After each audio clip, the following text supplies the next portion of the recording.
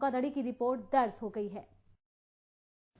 ये शिकायत मुझे आके बताई उन्होंने कि साहब इस तरह आयकर विभाग वाले आए थे। हमने चेकिंग किया, चेकिंग दौरान हमने फौजी दावे के पास पकड़ लिए लोग जाकर।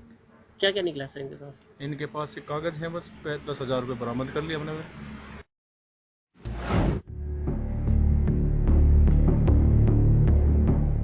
देश में जाति धर्म पर बांटकर राजनीति करने वालों को करारा जवाब देने, देश में फैले फिरका परस्ती को खत्म करके फिरका परस्त ताकतों से एकजुट होकर लड़ने और मोहब्बत से हर धर्म हर वर्गों को जोड़ने के लिए जमायतुल उलेमा हिंद के बैनर तले एक ही मंच पर हर धर्म हर वर्ग के धर्म गुरुओं के साथ राष्ट्रीय एकता और संविधान बचाव कॉन्फ्रेंस का आयोजन किया गया। अम्बेडकर नगर जिले के टांडा में जमायतुल उलेमा हिंद के बैनर तले हिंदू, मुस्लिम, सिख, ईसाई सभी धर्मों के धर्माचार्यों ने हिस्सा लिया। सभी ने देश में फैली फिरका परस्ती को खत्म करने पर जोर दिया। वहीं इस कॉन्फ्रेंस में जाति धर्म और मजहब से ऊपर उठकर देश हित में प्यार मोहब्बत का पैगाम दिखाया गया।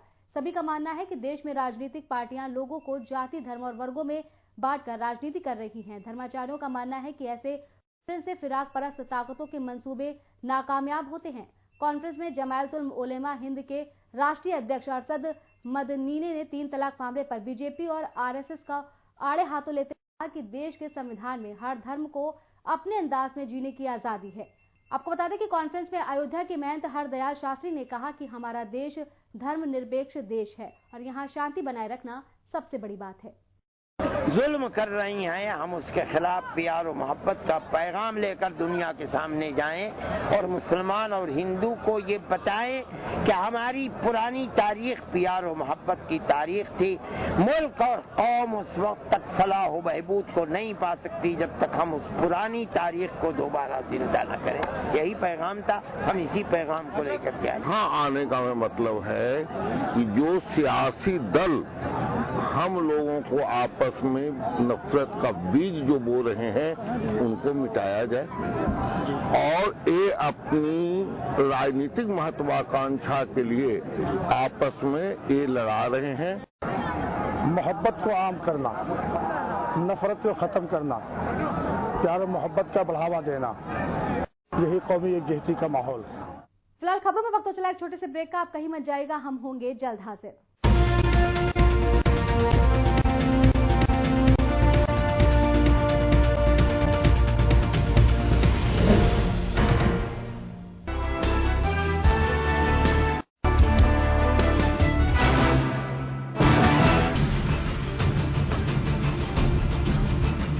मासूमों की मौत हो या दहशत का आलम, इंसान पर सितम हो या कुदरत पर जुर्म, धंधा हो काला या छोटा बड़ा घोटाला,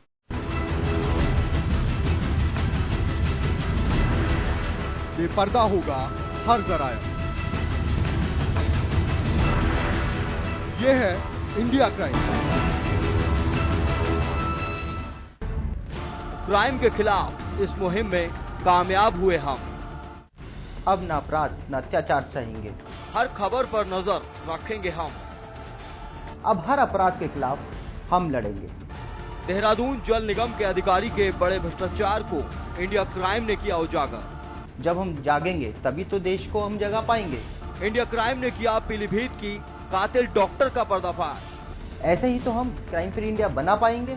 इंडिया क्राइम ने किया भ्रूण हत्या करने वाले नर्सिंग होम का पर्दाफाश।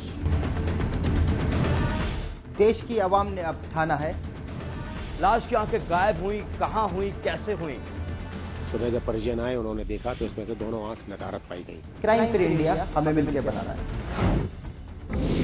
हमारे साथ जुड़ें, फेसबुक पर हमारा पेज लाइक करें, मिशन फ्री इंडिया। ट्विटर पर हमें फॉलो करें @crimefreeindia7 और जीमेल पर हमें मेल करें missioncrimefreeindia@gmail.com, क्योंकि ये मिशन है क्राइम फ्री इंडिया बनाने का।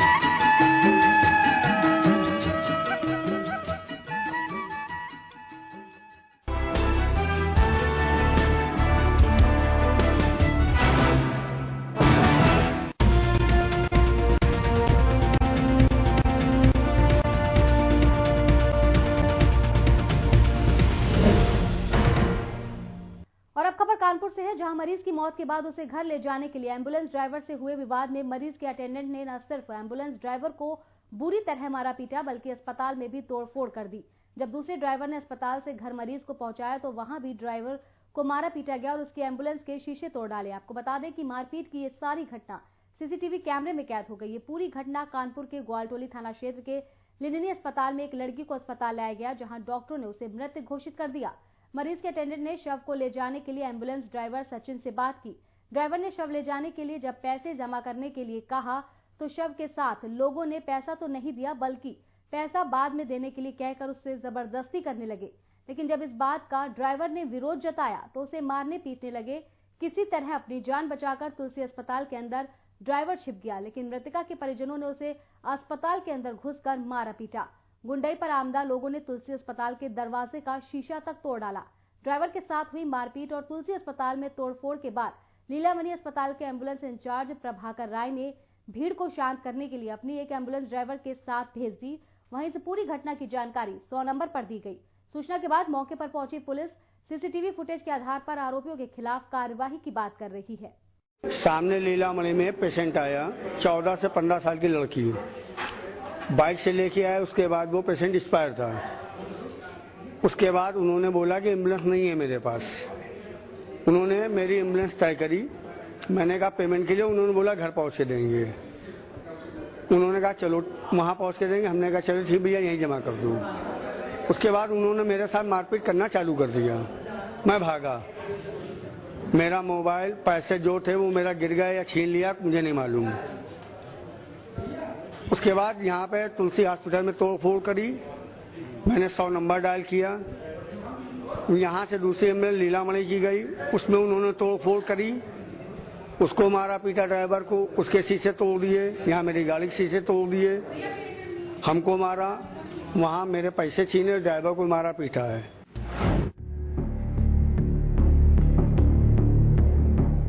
गोरखपुर शहर में पुलिस ने महिलाओं के साथ लूट और छीना-झपटी करने वाली एक गैंग के सरगना को गिरफ्तार किया है। ये बदमाश अपने 8 साथियों के साथ मिलकर पूरे जिले में अलग अलग जगहों पर महिलाओं को अपना निशाना बनाते थे और जो भी हाथ लगता था उसे बेचकर अपने नशे की लत को पूरा करने में खर्च कर देते थे। बता दें कि पकड़े गए युवक का नाम अविनाश जायसवाल है और उसने पुलिस पूछताछ में शहर में हुई कई पुरानी घटनाओं की बात कबूल की है। साथ ही लूट का माल खरीदने वाले घंटाघर कारोबारी के बारे में भी पुलिस को बताया है, जिसके बाद पुलिस ने मौके पर जाकर उसे धर दबोचने की कोशिश की, लेकिन पुलिस के पहुंचने से पहले ही कारोबारी मौके से फरार हो गया। एसपी सिटी हेमराज मीणा ने बताया कि पकड़े गए आरोपी अविनाश जायसवाल का 9 लोगों का पूरा गिरोह यही काम करता है। ये सभी नशे की लत को पूरा करने के लिए चोरी की घटना को अंजाम देते हैं। दिनांक 23/11/2016 को सूरज कुंड के पास में पुलिस ने पब्लिक के सहयोग से एक अभिषेक उर्फ अविनाश जायसवाल को गिरफ्तार किया है, जिसने कि शाहपुर थाना क्षेत्र में एक पर्स स्नैचिंग की घटना हुई की है। कल भी इसने एक घटना की थी जिसमें 4000 रुपये थे और एटीएम और पासबुक थी पर्स में। इसके अलावा गोरखनाथ थाना क्षेत्र में चैन स्नैचिंग की घटनाएं, 2 घटनाएं वहाँ की इन्होंने कबूल की है। इस तरीके से ये कई घटनाओं में कई इस तरह की घटनाएं जो लिखी मतलब जो पुलिस रिकॉर्ड में नहीं है, जो इसने करी है, पब्लिक ने शिकायत नहीं की, कई इस तरह की घटनाओं में इसकी संलिप्तता पाई गई है।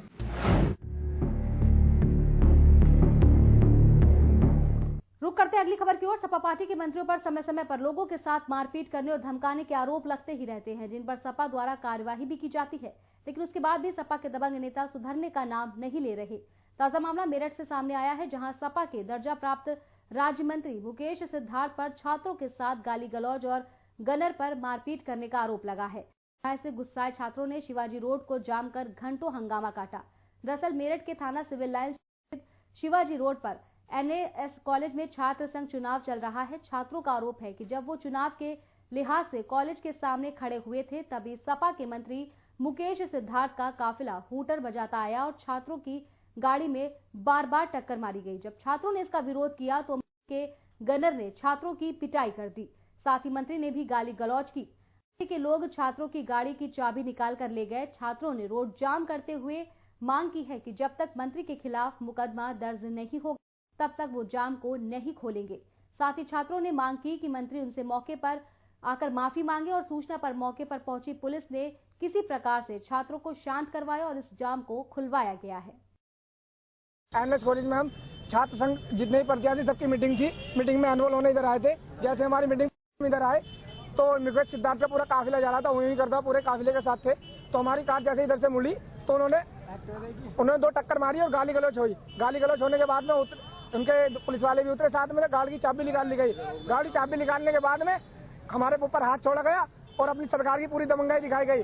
ये जो जितने भी समाजवादी पार्टी के मंत्री हैं कुछ नहीं समझ रहे, न छात्रों को न जनता को शोषण हो रहा है छात्रों का। हम जब तक नहीं हटेंगे हमारी मांग ये है हमारी कार की चाबी वापस करी जावे और मुकेश सिद्धार्थ यहाँ पर आवे। मुकेश सिद्धार्थ राज्य मंत्री है सभा सरकार में, उन पर मुकदमा दर्ज हो और हमारी मांगे पूरी करें।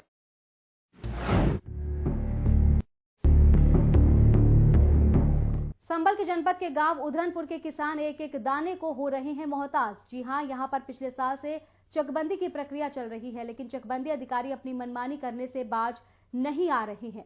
अगर कोई किसान इन अधिकारियों के खिलाफ आवाज उठाता है तो दबंगों द्वारा मारपीट की जाती है। इस प्रकरण से आहत किसान महिलाओं के साथ डीएम के कार्यालय पर धरना दिया। किसानों को देख डीएम कार्यालय के पिछले दरवाजे से ही निकल गए। अगर हालत ये है तो इन गरीब किसानों की आखिर कौन सुनेगा। पहले चकबंदी ने मारा, अब नोटबंदी ने। अगर किसानों को उनके जमीन नहीं मिली तो किसान एक एक अनाज के दाने को मोहताज हो जाएंगे। आपको बता दें कि मुख्यमंत्री जी के यहाँ पर भी शिकायत कर चुके हैं, लेकिन आज तक कोई भी कार्यवाही फिलहाल नहीं की गई है। मेरा नाम कहाँ के रहने वाले हैं आप? अब आप यहाँ क्यों किस लिए आए हैं? मेरी धक्की का करवा पानी नाप नहीं क्या क्या करा उन्होंने? उन्हें नाप नहीं देता। मेरे 18 बीघा का मेरे पास बैनामा है और 8 बीघा मिला 8 भी है मेरे पास। दूसरे लोग माफिया लोग सही जो हमारे बर्बर जोता को लगाए थे कितना जोता भी क्यों देते थे? झड़ कोने पन जाता है, मैं जाते देता तो पुलिस भेज देता। पुलिस में मेरे भाई मेरे पास बैनामा सब कुछ पर क्यों दिक्कत तो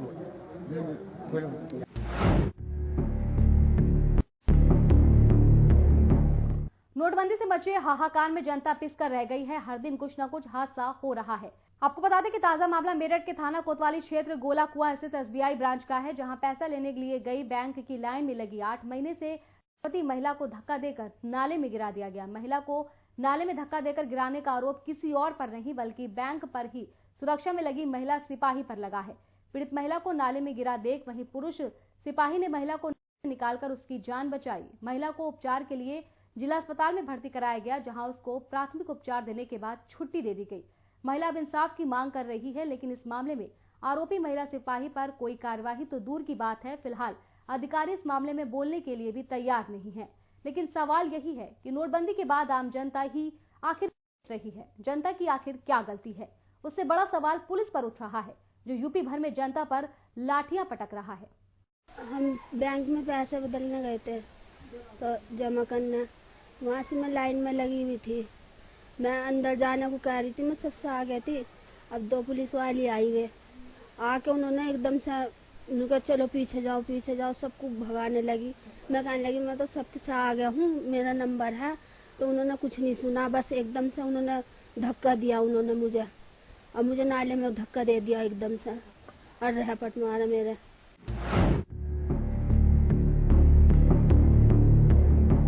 संभल जनपद के धनारी थाना क्षेत्र के सतलोनी गांव में रहने वाले एक युवक ने गांव में ही रहने वाली 17 वर्षीय नाबालिग किशोरी को अपने प्रेम में फंसाकर शादी का झांसा देकर 1 साल तक उसका शारीरिक शोषण करता रहा।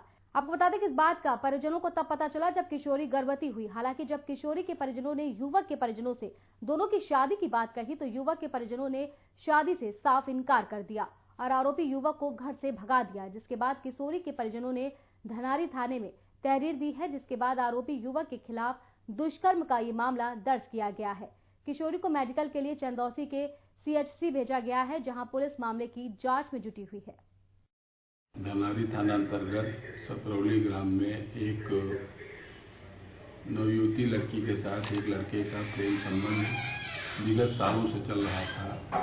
उसने उनको शादी करने का आश्वासन दिया था। इधर ये बात प्रकाश में आई, कोई शादी करने से इनकार कर दिया तो लड़की ने जाकर के थाने पर FIR लिखा दिया। उसकी तहरीर पर 376 और पास्को एक्ट अभियोग पंजीकृत कर लिया गया है और उसमें जो भी अभियुक्त हैं उनके विरुद्ध कड़ी से कड़ी कार्रवाई की जाएगी।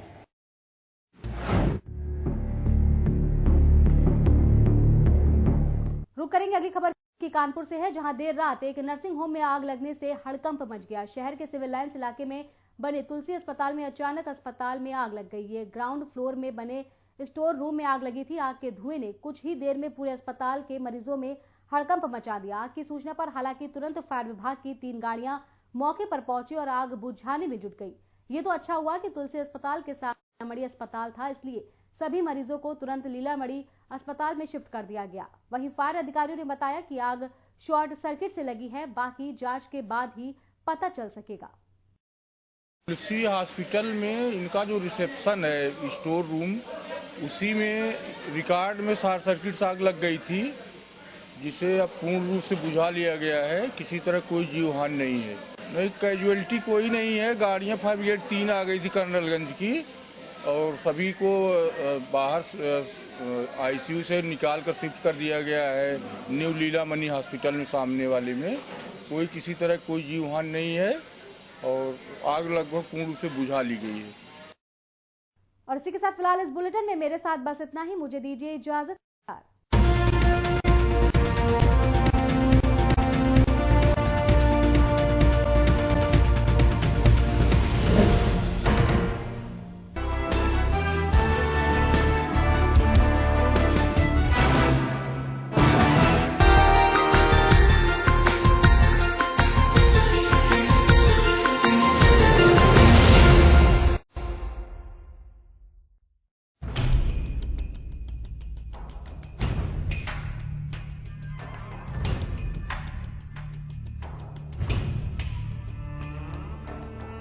वो विधानसभा जहां से आप चुनते हैं अपना विधायक,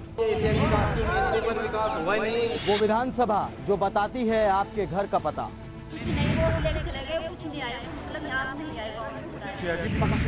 काम करा जहाँ से आती वहाँ तो गली लगवा दी और जहाँ दूसरी पार्टी का थोड़ा गली आगे वहाँ से काम करवा दी। हम करेंगे उसी विधानसभा की पूरी पड़ताल। लगाई दीजिए अपने कि हमारे गांव में तरक्की हो, लेकिन कोई तरक्की का काम नहीं हुआ यहाँ। ये स्कूल में टीचर भी नहीं है और नए कर्मचारी है, बच्चे खुद साफ सफाई कर रहे हैं। जानेंगे आपके मुद्दे, आपकी राय। उन्होंने कुछ नहीं देखा, क्या हो रहा क्या नहीं, वो दंगे के साथ चाहते ही नहीं। एक ही संप्रदाय को देखा जा रहा है। विधायक जी को देना अपनी परफॉर्मेंस का हिसाब। इससे तो इतने परेशान है। क्या बदल गया विधानसभा का सूरत हाल? ये हाथा था गेट ही बदला है, जब से यहाँ दिखाई दे रहा और कुछ नहीं दिखाई दिया। ना अस्पताल है, ना कोई सुविधा है, सवारी की भी सुविधा नहीं कोई है और ना बैंक है। या फिर सड़क, चिकित्सा और शिक्षा का बुरा है हाल। जब यहाँ आए हमारे गाँव में आगे पड़ा, जब निकल से पड़ा। देखिए मेरे साथ विधानसभा रिपोर्ट कार्ड।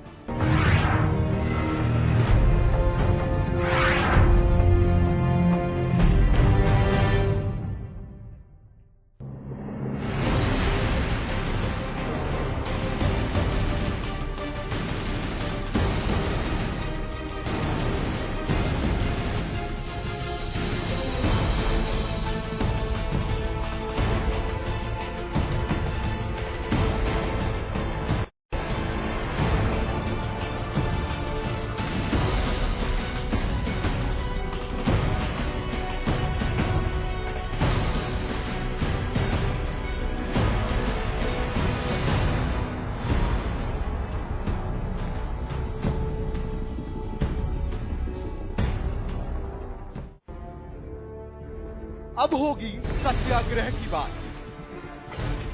हुक्मरानों तक पहुंचेगी आपकी आवाज। सड़कों से लेकर सदन तक हंगामे की उठेगी आवाज। हर प्रदर्शन पर करेंगे पूरी पड़ताल। किसकी मांग हुई पूरी, कौन रहा बदहाल। बनाएंगे हम मुद्दा, करेंगे असरदार। जानने के लिए देखिए हमारा खास कार्यक्रम जना, सिर्फ इंडिया क्राइम पर।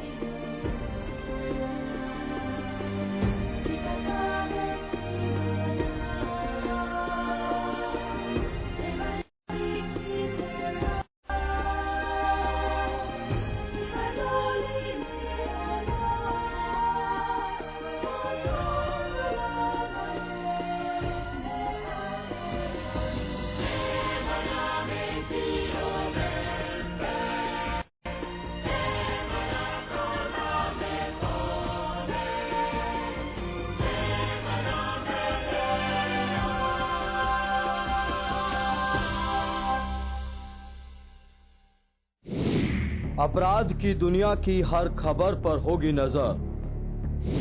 अपराध कहां हुआ, कब हुआ, क्यों हुआ, करेंगे पूरी तहकीकात, क्योंकि हर अपराध देश को कर रहा है बर्बाद। देश को क्राइम फ्री बनाने में चाहिए आपका साथ। हमारी मुहिम का हिस्सा बने और भेजें अपने इलाके, अपने शहर की आपराधिक खबर। हमारे साथ फेसबुक पर हमारा पेज लाइक करें, mission crime free India. Twitter पर हमें फॉलो करें @crimefreeindia7 और जीमेल पर हमें मेल करें missioncrimefreeindia@gmail.com, क्योंकि ये मिशन है क्राइम फ्री इंडिया बनाने का। जिसकी जुबान पर है देश को विश्वास, जिसकी फितरत में है सच का साथ, जिसकी कलम करती है कमाल, बेमिसाल है बोलने का अंदाज, जो तेज है, तर्रार है, 100 झूठ पर भारी उसका एक प्रहार है। टीवी पत्रकारिता का बड़ा नाम Rahul Mittal.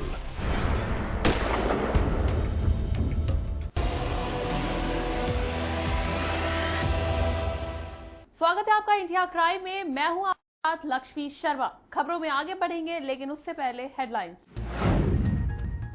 Happy India movement के नाम से मोदी के समर्थकों ने निकाली संदेश यात्रा। नोटबंदी के फैसले पर खुशी जाहिर करते हुए निकाली गई ये यात्रा। दबंग युवकों ने ली नाबालिग की जान, दुष्कर्म में विफल होने पर की हत्या। परिजनों ने आरोपियों के खिलाफ करवाया मामला दर्ज। पुलिस आरोपियों की तलाश में जुटी। सहकारी बैंकों में पुराने नोट पर पाबंदी, हाई कोर्ट हुआ सख्त। केंद्र सरकार को दिया स्थिति साफ करने का समय। मामले में जनहित याचिका पर चल रही है सुनवाई। चुनाव से पहले सीएम हरीश रावत का ऐलान, सत्ता में आई तो उत्तराखंड में 2020 तक हर घर के एक सदस्य को मिलेगी सरकारी नौकरी। उत्तर प्रदेश के मुख्यमंत्री अखिलेश यादव आजम खान समाजवादी विकास रथ में सवार होकर रामपुर स्थित अंबेडकर नगर पहुंचे, जहां उनका भव्य स्वागत किया गया। इसके बाद वो फिर से विकास रथ में सवार हो गए। इस दौरान यूपी के सीएम अखिलेश यादव को लेकर सपा पार्टी के कार्यकर्ताओं में भारी उत्साह देखने को मिला है। वहीं स्कूली बच्चों ने भव्य तरीके से सीएम अखिलेश यादव का स्वागत किया। इस दौरान मुख्यमंत्री और आजम खान ने हाथ हिलाकर जनता और वहां मौजूद स्कूली बच्चों का अभिवादन किया।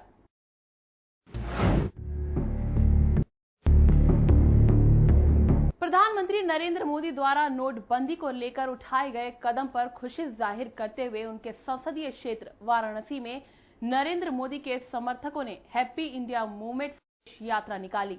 इस यात्रा में शहर के सैकड़ों की संख्या में मोदी के समर्थक नारेबाजी करते हुए शहर के कई इलाकों में घूमे।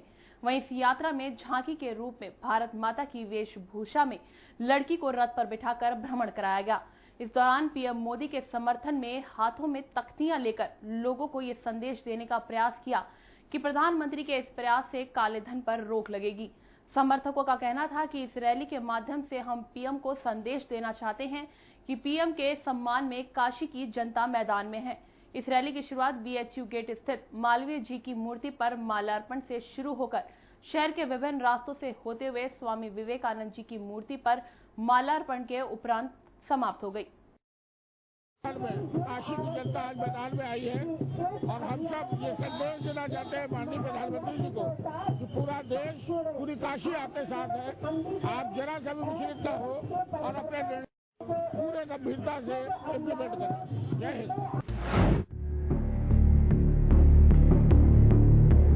उत्तराखंड में 2007 लोकसभा चुनाव को लेकर अब लोकदल ने भी अपनी कमर कस ली है। पार्टी प्रदेश अध्यक्ष सैयद शकील ने आज एक प्रेस वार्ता के दौरान ऐलान किया है कि उत्तराखंड की सभी 70 विधानसभाओं पर पार्टी अपने प्रत्याशी उतारेगी और इस चुनाव में तीसरा विकल्प बन के उभरेगी। इसके अलावा उन्होंने प्रदेश में बीजेपी और कांग्रेस को एक सिक्के के दो पहलू बताते हुए कहा कि ये दोनों पार्टियां आपस में गठजोड़ कर उत्तराखंड के लोगों को बेवकूफ बना रही है, पर अब जनता का मोह भंग हो चुका है और इसलिए अब जनता इन दोनों पार्टियों को सबक सिखा देंगे।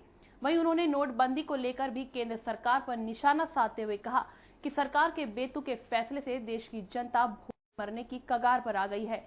जनता को अपने ही पैसों को लेकर लंबी कतारों में खड़े होने को मजबूर होना पड़ रहा है। उत्तराखंड में 70 की 70 विधानसभाओं पे लोकदल की तैयारी चल रही है। अभी यहाँ के बाद हम विकास नगर बैठक में जा रहे हैं। उसी कड़ी में आज गौरव अग्रवाल जी को प्रत्याशी नियुक्त किया है और दिसंबर के पहले सप्ताह में हम एक बड़ी लिस्ट प्रत्याशियों की पहली लिस्ट जारी करने जा रहे हैं। लोकदल ने उत्तराखंड में चुनाव का फैसला इसलिए किया है कि यहाँ बारी बारी से सरकारें बदलकर भाजपा और कांग्रेस लूरा कुश्ती का काम कर रही है। एक टर्म वो खेलती है, दूसरी पारी दूसरी पार्टी खेलती है। और जो यहाँ का आम नागरिक है, खास तौर पर मेरा मानना है कि मैदानी और ग्रामीण क्षेत्रों के ग्रामीण सबसे ज्यादा दुखी हैं।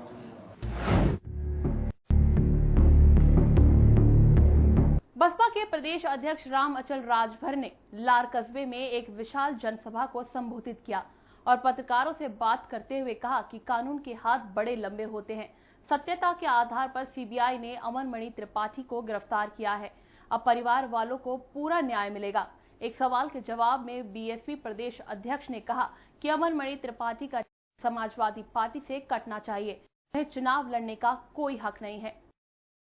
तो कानून अपना काम कर रहा है और ये साबित हो जाएगा जब जांचोपरांत साबित हो जाएगा कि जिस केस में सीबीआई ने उनको उठाया है, तो जांचोपरांत साबित हो जाएगा कि उसमें सत्यता क्या है। तो उनके समाजवादी पार्टी के अंदर का मामला है? अब वो उनका क्या ओपिनियन है, लेकिन जनता तो न्याय के लिए न्याय चाहती है कि मतलब उस केस में सीबीआई या कानून क्या न्याय देती है और न्याय पर ही आधारित है।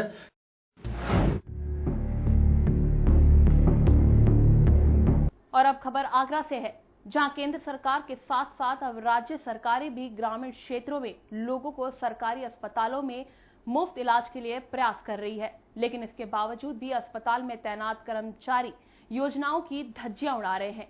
ऐसा ही एक मामला आगरा जनपद के कस्बा पिनाहट के सामुदायिक स्वास्थ्य केंद्र से सामने आया है, जहां पर ग्रामीण क्षेत्र की एक महिला बच्चे की डिलीवरी के लिए स्वास्थ्य केंद्र पहुंची, पर स्वास्थ्य केंद्र में तैनात महिला नर्स फार्मास्टिक इन गरीब लोगों से डिलीवरी चार्ज के साथ दवा के नाम पर सुविधा शुल्क ले रहे हैं। सामुदायिक केंद्र में प्रसव के लिए आने वाले लोग जब इन कर्मचारियों को पैसा देने से मना करते हैं, तो कर्मचारी इनके साथ अभद्रता से पेश आते हैं। पीड़ितों का कहना है कि उन्होंने कई बार इसकी शिकायत स्वास्थ्य विभाग के उच्च अधिकारियों से की, मगर किसी ने कोई कार्रवाई नहीं की है। डिलीवरी लेके आए भाई बहन लाती। अच्छा, तो क्या हुआ फिर डिलीवरी के बाद? क्या 600 रुपये मांगे। क्यों मांगे? ये भाई के मतलब 300 रुपये दवाई दे और 300 रुपये वैसे 100। आपने मना नहीं किया? मना तो करी, मैंने कही इतने रुपये ना लाते, मैंने कही इतने रुपये लाते दवाई दे।